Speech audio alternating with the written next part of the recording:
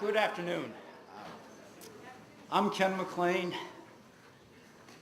I teach in the English department, and it is an extreme delight on behalf of the Cornell Creative Writing Program to welcome you to one of the hallmarks of the fall 2008 reading series. The series, which has included many of the world's finest writers, is offered by the great generosity of two anonymous Cornell donors. We owe them an enormous debt of gratitude. As someone who has been here now teaching for 34 years, until those wonderful donors came forward, we lived in a very arid literary landscape.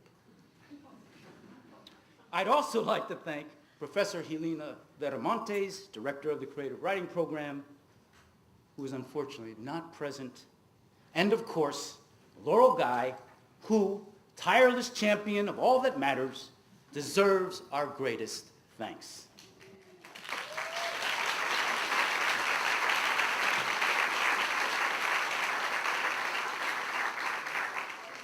If you are interested in interviews with our writers in the series, please visit, and this is capitals, writers@cornellblogspot.com to hear J. Robert Leonard's wonderful conversations.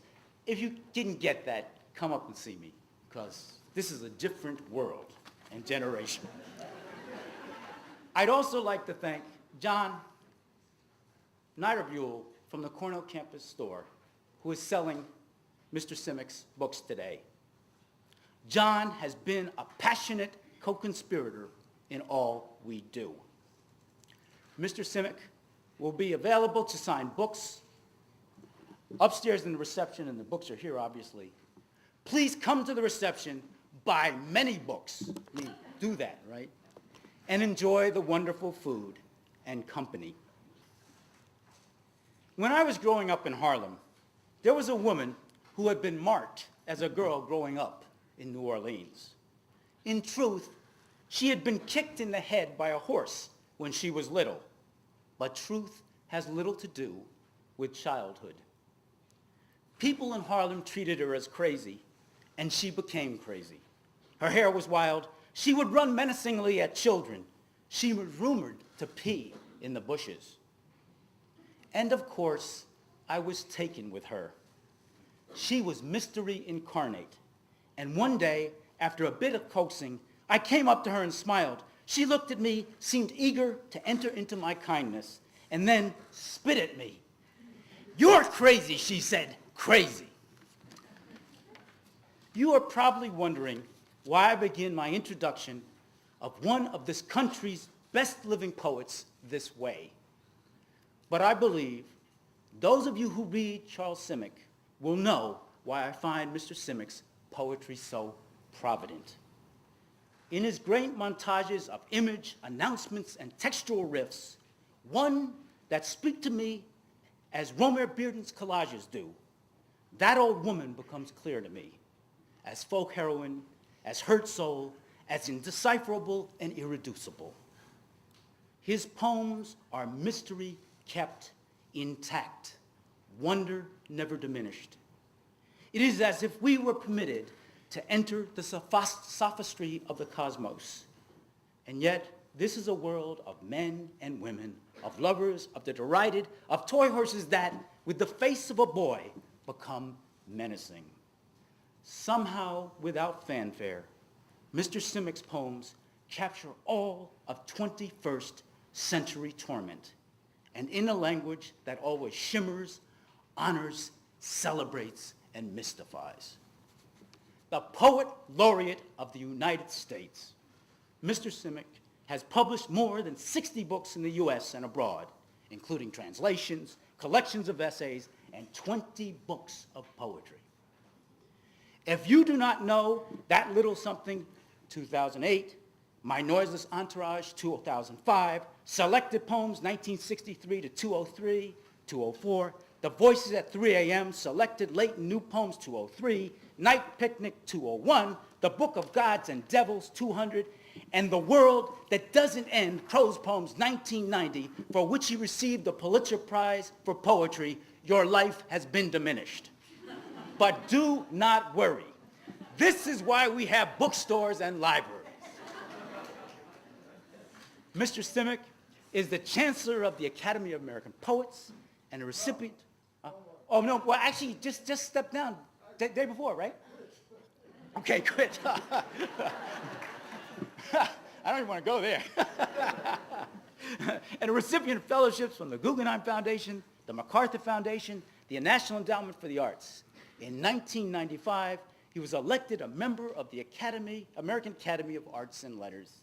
He is also Distinguished Emeritus Professor at the University of New Hampshire, where he's taught since 1973. An immigrant to the United States who only learned to speak English at age 15. He is, for many of us, a singular champion of poetry, possibility, and generosity, which is, again for many of us, tantamount to life itself.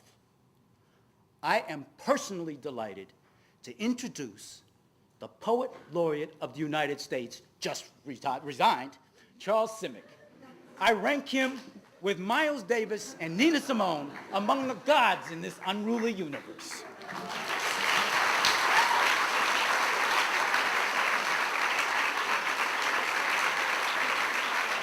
Thank you, Kenneth. Your story about that lady reminded me of something that happened to me long ago down in Greenwich Village. I was walking back late one night crossing the Washington Square Park. I mean, that was back in the 60s. I don't know when in the 60s, maybe early 60s. And this woman came up to me, who looked sort of the way you described your lady, you know, and she said to me, she said, "I'm Venus, the goddess of love. Give me $1 or I'll curse you and you'll never be happy in love." And I told her, I usually give everybody, you know, money, but that kind of pissed me off out of the blue. I said, go to hell. Yeah. So a couple months later, I was Barnes and Nobles. It used to be Barnes and Nobles on 17th Street and Fifth Avenue, and I was buying a book. They had the checkout counters, and sort of late in the afternoon, and I saw her in the other line, and she was waiting, and I looked at her, and I said, "You are Venus, the goddess of love." I mean, I just blurted it out, and she said,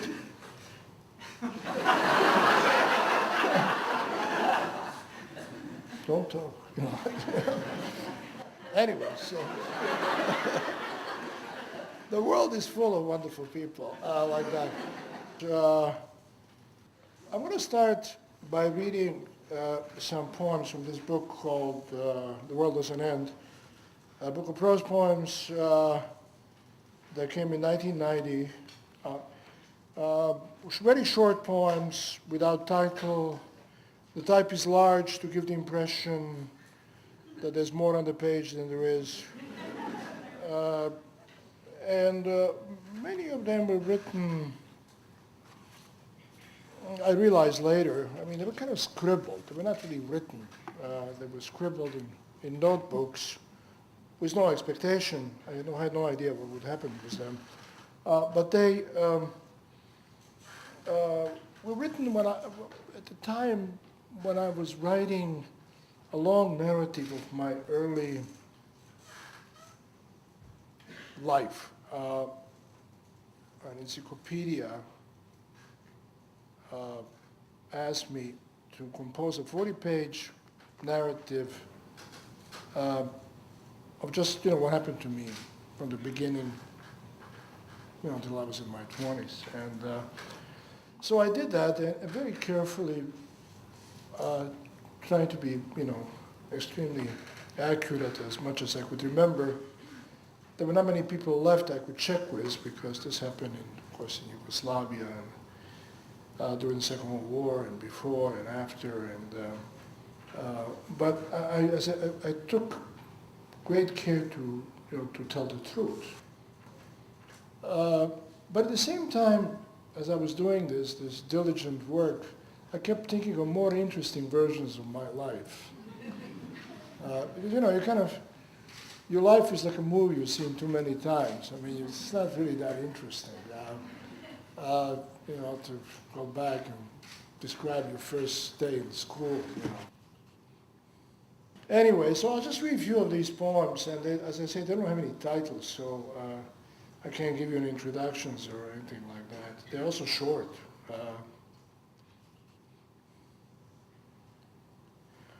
I was stolen by the gypsies.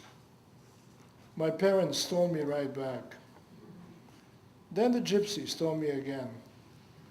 This went on for some time.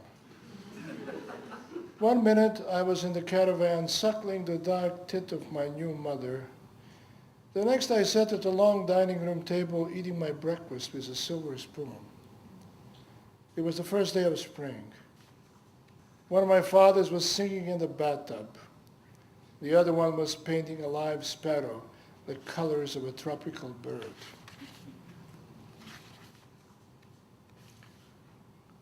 We were so poor I had to take the place of the bait in the mousetrap. All alone in the cellar, I could hear them pacing upstairs, tossing and turning in their beds. These are dark and evil days, the mouse told me as he nibbled my ear. Years passed. My mother wore a cat fur collar which she stroked until its sparks lit up the cellar. Everybody knows the story about me and Dr. Freud, says my grandfather. We were in love with the same pair of black shoes in the window of the same shoe store. The store, unfortunately, was always closed. There'd be a sign, death in the family, or back after lunch. But no matter how long I waited, no one would come to open. Once I caught Dr. Freud there shamelessly admiring the shoes. We glared at each other before going our separate ways, never to meet again.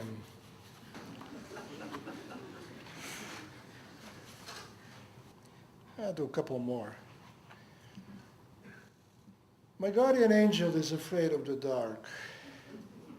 He pretends he's not.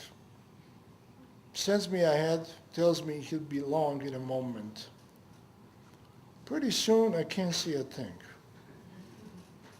This must be the darkest corner of heaven, someone whispers behind my back. It turns out her guardian angel is missing too. It's an outrage. The dirty little cowards leaving us all alone. She whispers. And of course, for all we know, I might be 100 years old already, and she just a sleepy little girl with glasses.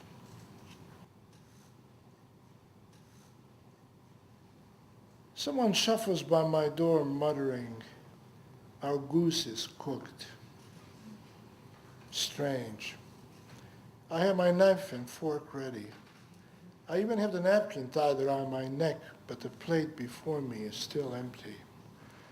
Nevertheless, someone continues to mutter outside my door regarding a certain hypothetical, allegedly cooked goose that he claims is ours in common.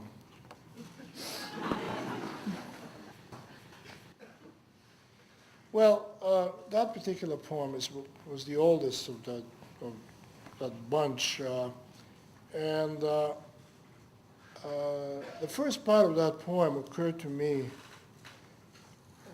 back in, my God, I don't know, 59, 1960, whatever, 58.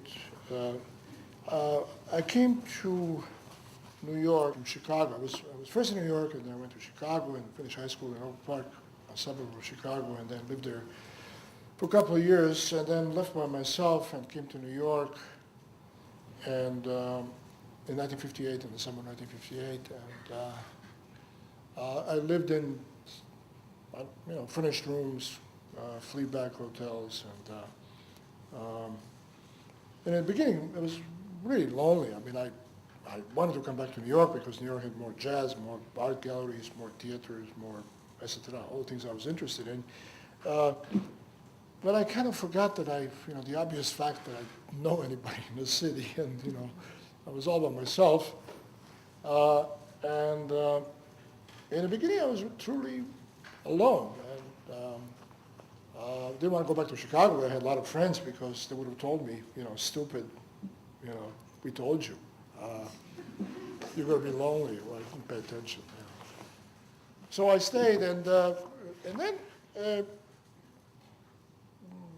I didn't think about this period at all for many, many years until the late 80s. I suddenly remembered myself in that period, and not much happened in that period to kind of go back to, but and it was sort of delicious from a distance, writing about myself like a character.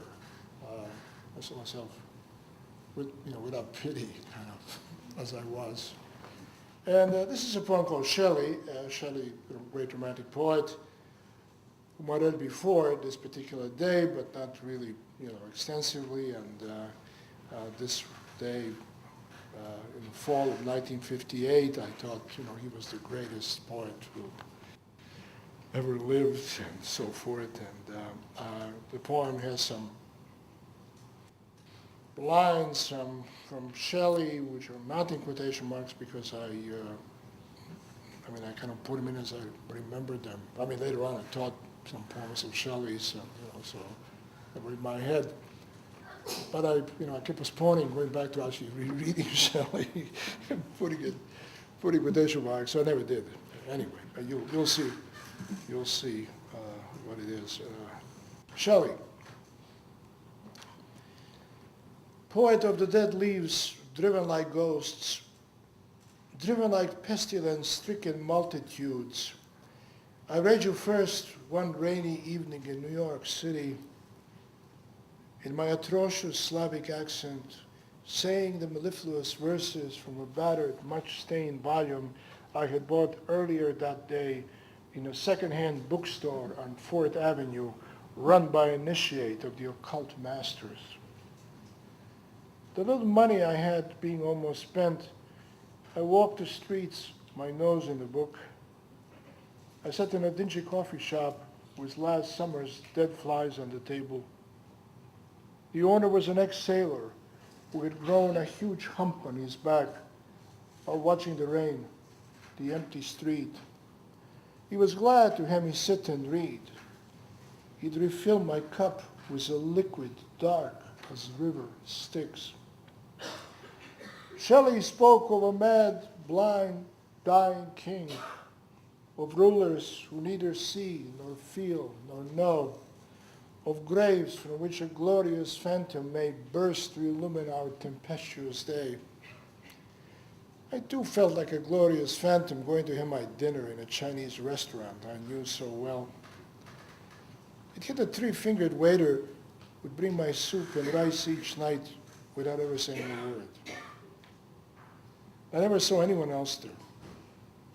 The kitchen was separated by a curtain of glass beads which clicked faintly whenever the front door opened. The front door opened that evening to admit a pale little girl with glasses.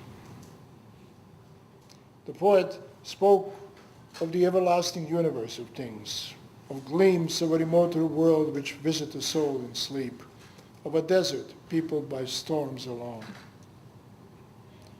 The streets were strewn with broken umbrellas which looked like funereal kites this little Chinese girl might have made. The bars of MacDougal Street were empty. There had been a fist fight. A man leaned against a lamppost, arms extended as if crucified, the rain washing the blood off his face. In a dimly lit side street, where the sidewalk shone like a ballroom mirror at closing time, a well-dressed man without any shoes asked me for money. His eyes shone. He looked triumphant, like a fencing master who had just struck a mortal blow. How strange it all was, the world's raffle, that dark October night, the yellowed volume of poetry with its splendors and glooms, which I studied by the light of storefronts, drugstores, and barbershops, afraid of my small windowless room, cold as a tomb of an infant emperor. This is just a bit later, when I was just a little bit less lonely, as you will see, called Factory. I mean, but the area I'm describing is now called Soho. And in those days, there were small factories manufacturing all these things that are made elsewhere now, bath toys or, that kind of stuff. Factory. The machines were gone, and so were those who worked them. A single high-backed chair stood like a throne in all that empty space. I was on the floor making myself comfortable for a long night of little sleep and much thinking. An empty birdcage hung from a steam pipe. In it, I kept an apple and a small paring knife. I placed newspapers all around me on the floor so I could jump at the slightest rustle. It was like the scratching of a pen, the silence of the night writing in its diary. Of rats who came to pay me a visit, I had the highest opinion. They'd stand on 2 feet as if about to make a polite request on a matter of great importance. Many other strange things came to pass.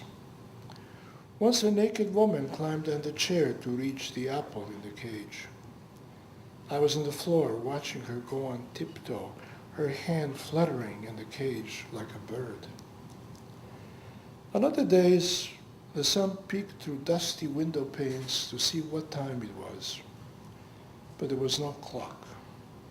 Only the knife in the cage glinting like a mirror, and the chair in the far corner where someone once sat facing the brick wall. I have a lot of problems about libraries, and because I spent probably a good portion of my life in libraries, various kinds of libraries, and I still adore libraries. Because no matter how much you pay attention to, what comes out, books, new books, and this and that, and old books, you always find something that you, you didn't know existed, and it's always an astonishing experience. I didn't know this existed, this book. In the library, there is a book called A Dictionary of Angels. No one had opened it in 50 years. I know because when I did, the covers creaked, the pages crumbled. There I discovered the angels were once as plentiful as species of flies. The sky at dusk used to be thick with them. You had to wave both arms just to keep them away. Now the sun is shining through the tall windows. The library is a quiet place. Angels and gods huddled in dark, unopened books. The great secret lies on some shelf Miss Jones passes every day on her rounds. She's very tall, so she keeps her head tipped as if listening. The books are whispering. I hear nothing, but she does.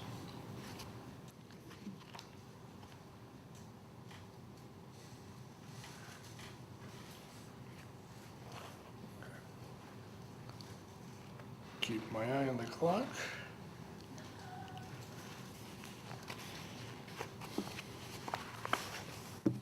Now, this poem was written in the 90s.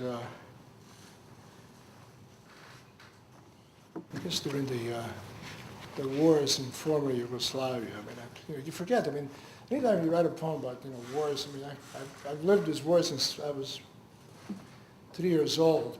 And after a while, all these poems are interchangeable, as you'll see. It's called Paradise Motel. It's one of those kind of, situations. We've been traveling, long road trip, and you intended to end, a particular place, and it's getting dark, or it's already night, and you say, I can't do it anymore, and then just, get off the highway, you see a motel or whatever, and, you check in, and, you want to take a shower, you turn on the television while you're undressing, and then you see something, some footage of some war footage or whatever, something. It's one of those scenes. Paradise Motel. Millions were dead. Everybody was innocent. I stayed in my room. The president spoke of war as of a magic love potion. My eyes were opened in astonishment. In a mirror, my face appeared to me like a twice-canceled postage stamp. I lived well, but life was awful. There were so many soldiers that day, so many refugees crowding the roads. Naturally, they all vanished with a touch of the hand. History licked the corners of its bloody mouth. On the paid channel, a man and a woman were trading hungry kisses and tearing off each other's clothes. While I looked on with the sound off and the room dark, except for the screen, where the color had too much red in it, too much pink.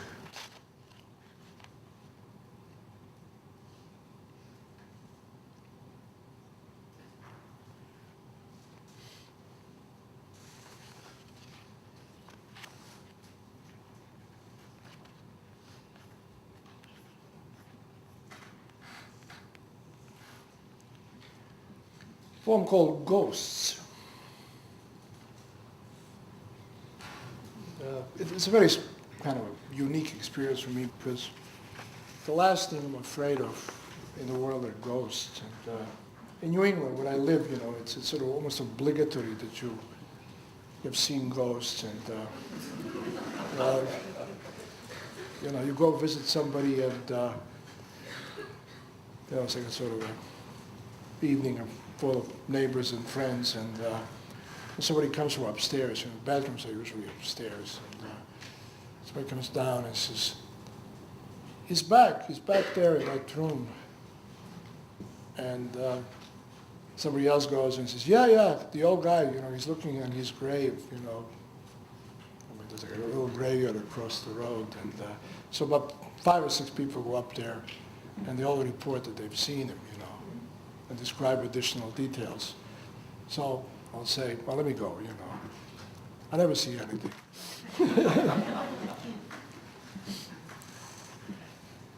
But, nevertheless, ghosts. It's Mr. Brown looking much better than he did in the morgue. He's brought me a huge carp in a blood-stained newspaper. What an odd visit. I haven't thought of him in years. Linda is with him, and so is Sue. 2 pale and elegant fading memories holding each other by the hand.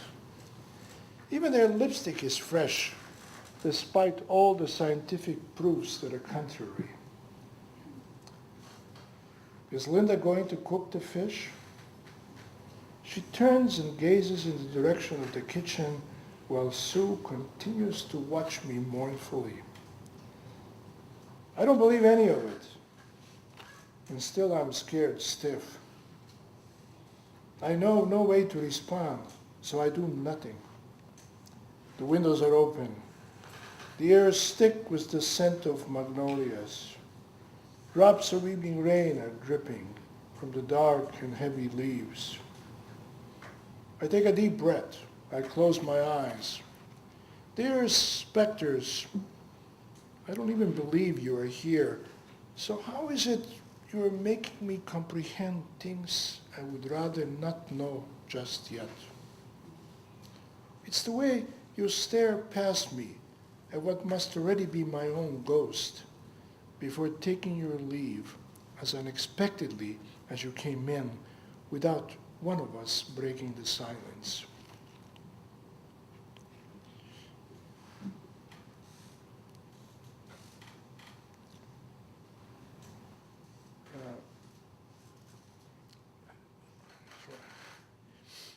See over here.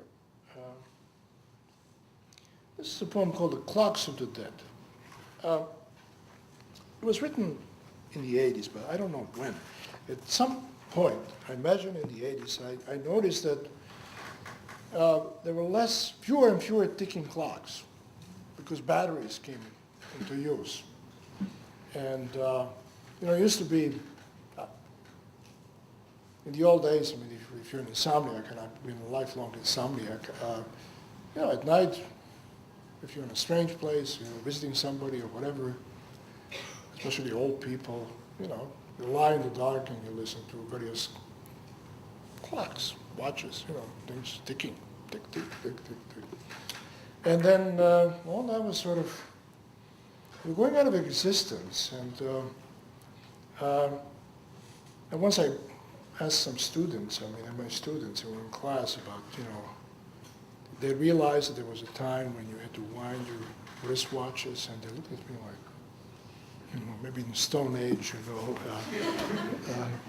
they're suspicious, They know I like to kid around, so they... So it didn't occur to me that this poem will have to have a footnote.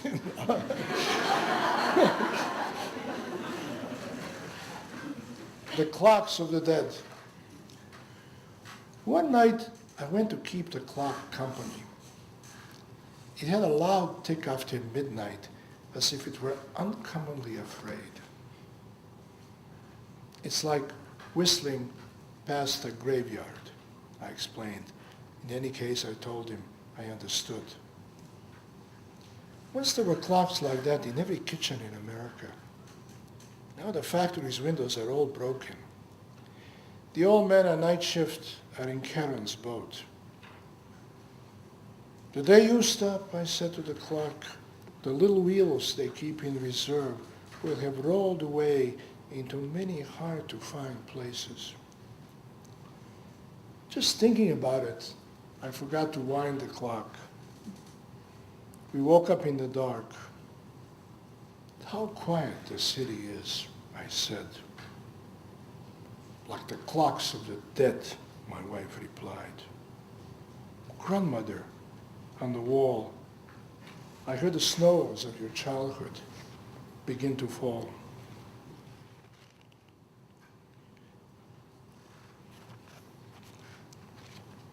What time did I start? Ken, you're a smart guy. How long have you been reading? Maybe you probably just been reading for about 25 minutes, is that right? How much more? I mean, I can read as long as you want me to, but how long have I read? Why don't you go read for another 10 minutes and maybe take 5 minutes questions? Is that good? Yeah, but 10 minutes is fine. Yeah, I just forgot to. That's perfect.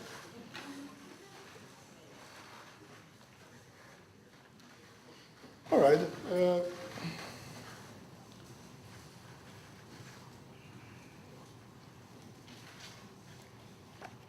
I have a lot of poems about New Hampshire.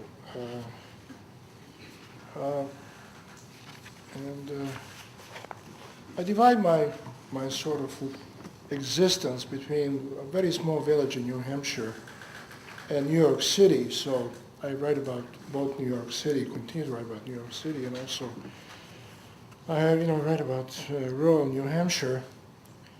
And this is a poem called Country Fair for a poet. It was dedicated to the poet who just died the other day, Monday, Hayden Kurut.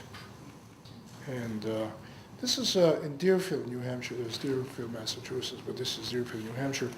And they have a country fair very late in September, the last days of September, and which is in addition to the usual, stuff for kids, and it's a big agricultural fair, and they have sort of the wonders of nature, huge, some kind of tomato or radish.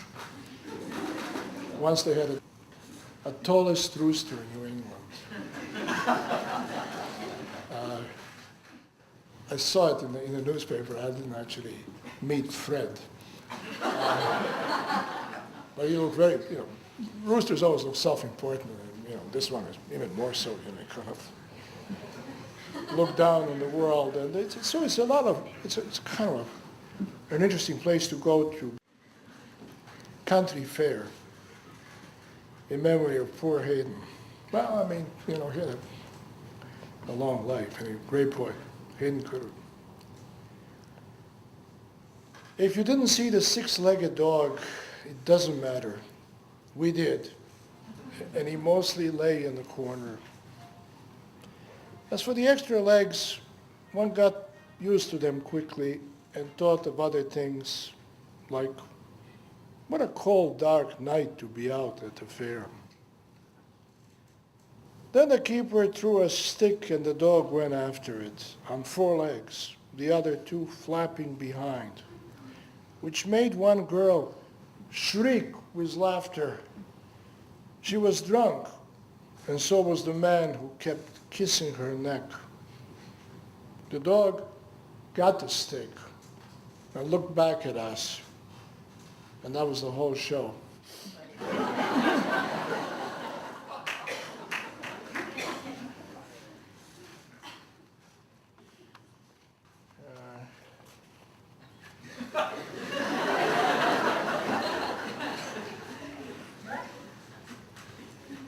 Okay, I'll read a poem about actually time. We're all servants of time, slaves of time. That's the boss, time. And one day, the phrase serving time, somebody used the phrase, and I just kind of heard it as if for the first time. And the poem came simply from that phrase. I said, yeah, we're servants. We're more than servants. We're slaves, prisoners of time. And just a poem, came out of that. Serving time. Another dreary day in time's invisible penitentiary, making license plates with lots of zeros, walking lockstep counterclockwise in the exercise yard, or watching the lights dim when some poor fellow who could as well be me gets fried. Here on death row, I read a lot of books. First, it was law, as you'd expect. Then came history, ancient and modern. Finally, philosophy, all that being and nothingness stuff. The more I read, the less I understand. Still, other inmates call me professor. Did I mention that we had no guards? It's a closed book. Who locks and unlocks the cell doors for us? Even the executions we carry out by ourselves, attaching the wires, playing warden, playing chaplain, all because a little voice in our head whispers something about our last appeal being denied by God himself. The others hear nothing, of course, but that, typically, you may as well face it, is how time runs things around here. I want to conclude with another New Hampshire poem. There are planetariums in New Hampshire, not many, of course, and they're small. And in the past, there's not much you could see out of their single telescope because not large enough for equipment. Telescope, and the weather is lousy most of the time. And they would, bring school children and high school kids, and nothing there to see. But since those days, they have what they've done is they now borrow from world's leading planetariums, top ones, the best shots, their big hits. And so they get this kind of videotape, and there's an auditorium with seats that you can recline almost all the way back. And you look up, and it's a sphere, and all of a sudden you see the night sky. Millions of stars, the usual stuff, clear and so forth. And you watch a show. So this is a couple at one of these shows in the planetarium. Never yet equaled widescreen blockbuster that grew more and more muddled after a spectacular opening shot. The pace, even for the most patient, killingly slow, despite the promise of a show-stopping, eye-popping ending, the sudden shriveling of the whole to its teensy starting point, erasing all, including this bag of popcorn we are sharing. Yes, an intriguing but finally irritating puzzle with no answer forthcoming tonight from the large cast of stars and galaxies in what may be called a prodigious expenditure of time, money, and talent. Let's get the fuck out of here, I said.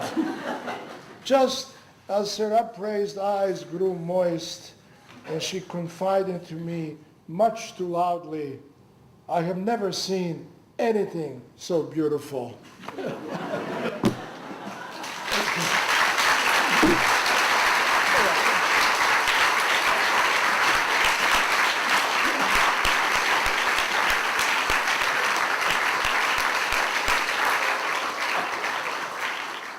Would anyone like to ask a question?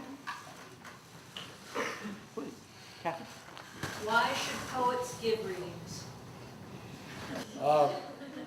If you're a retired poet to earn a living.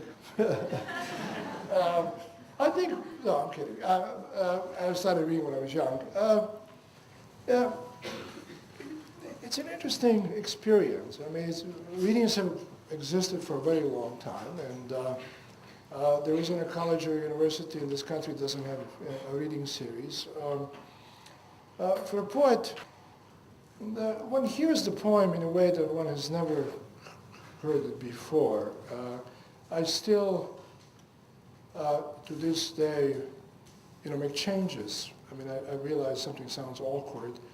I didn't read today from my new book, that little something, but there was a word that just struck me as being totally wrong when I was reading the other day, and in my head I instantly changed it. So it's a kind of a way of revising the poem one more time, or several more times, something like that. I mean, I suppose there are other reasons too. I wanted to see the country. You see lots of places. And it's interesting. Anyone else? So you consider yourself a poet, while a lot of your prose poems are very similar to short fiction, flash fiction. Where do you draw the line, one or the other way? Actually, I don't think they are the difference between a short fiction and a prose poem. I mean, I don't know how successful my prose poems are. But a prose poem, a real prose poem versus, an anecdote or a piece of short fiction is that, short fiction is, it's a kind of one of those things, this happened and then that happened. It's a story that you kind of, when you finish reading it, well, that's it. You sort of took it in. First of all, a prose poem should not happen. I mean, it's an impossibility. It's like squaring a circle. It functions like a poem. I mean, what happens in a poem, or a short poem, is you read the poem for the first time, you come to the end, and you're sort of interested, puzzled, you go right back to the beginning. Again, you start reading the poem because there's something more to it. it bites its tail. It's like a circle. And I think in a good prose poem, the same thing happens. It looks like prose, but it operates like a poem. So the additional readings would bring out, levels of meaning, which I mean, we can say that about this, prose passage, but I think there's a difference between the two. When you're reading some of the poems, like just read when you're reading some of the poems, the pauses you put in don't necessarily line up with the commas and the punctuation. For you, was punctuation a large part or a large matter, or should we read, as I continue to read your poem, should I read them in just kind of a sense of more how they feel? You mean in this book, The World Doesn't End? Yes. Yeah. I remember this book, the poems, there was a lot of tinkering. I mean, it's a kind of a different kind of experience because I have, plenty of experience revising poems and, change a line and then what needs to be done and so forth. But if you change a sentence, turn around the sentence, you tend to want to change other things in the paragraph, in the small bit of prose. And yes, punctuation played a great role. I actually had help from a couple of people saying, it'd be nice if you put a comma here. But I did see them in a way, the punctuation as those kind of stops or the way it was kind of think of lines and so forth. But, the reason it's hard to be precise about these things that they're really sort of creations out of nothing. No one can sit down and say, I'm going to write a prose poem, a short prose poem. You don't. I mean, you cannot sit down and say, I'm going to write a short poem. Forget about prose poem. I'm going to write a 5-line poem. Why you can't? Because the moment you say, I'm going to write a 5-line poem, and you write the first line, you say, this is stupid. You write another one, it's stupid. Because that's not how it works. Short poems, and I've checked this with lots of poets, somebody publishes a wonderful 4-line poem in a book or a 5-line, and you say, wow, great. I mean, some terrific poems are short, very short like that. Well, they're found in something larger. You have a poem that was like 2 pages or a whole page, and you scratch your head and you say, this doesn't work, this doesn't work. Years go by, and one day you look and say, this is it. There's 4 lines, a poem. There is something like that too about these things. They were scribbled without any intention whatsoever. I mean, they were kind of at various times in my life, in my notebooks. And many of them had more. I mean, they had more lines, more sentences. And, I went and just cut, because the whole premise of poetry, less is more. So it's what you leave out that makes it, and what's left that kind of makes it what it is. Anyway, I think we should stop. Please join me in thanking Charles Simic.